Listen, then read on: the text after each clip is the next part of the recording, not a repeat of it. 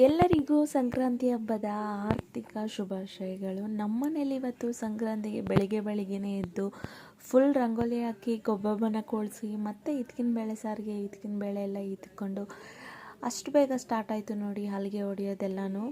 ಅಡುಗೆ ಮಾಡಿಕೊಂಡು ಬರೋಷ್ಟರೊಳಗೆ ಎತ್ತುಗಳನ್ನೆಲ್ಲ ಪೂಜೆ ಮಾಡಿ ರೆಡಿ ಮಾಡಿಕೊಂಡು ಊರೊಳಗಡೆ ಸೆಂಟ್ರ್ ಗಂಗಮ್ಮ ದೇವಸ್ಥಾನದ ಹತ್ರ ತೊಗೊಬಂದರು.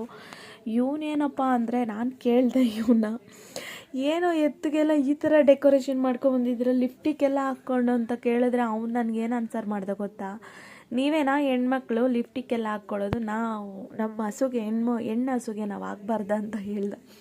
ಅದಕ್ಕೆ ಇನ್ನೊಂದು ಮಾತೇ ಇಲ್ಲ, ಅಷ್ಟು ಚೆನ್ನಾಗಿ ಇರೋದು ಸ್ವಲ್ಪನೇ ಬಟ್ ಹಸುಗಳೆಲ್ಲನೂ, ಬಟ್ ಆದ್ರೂ ಸಿಕ್ಕಾಪಟ್ಟೆ ಚೆನ್ನಾಗಿ ಎಲ್ಲ ರೆಡಿ ಮಾಡ್ಕೊಬಂದಿದ್ರು.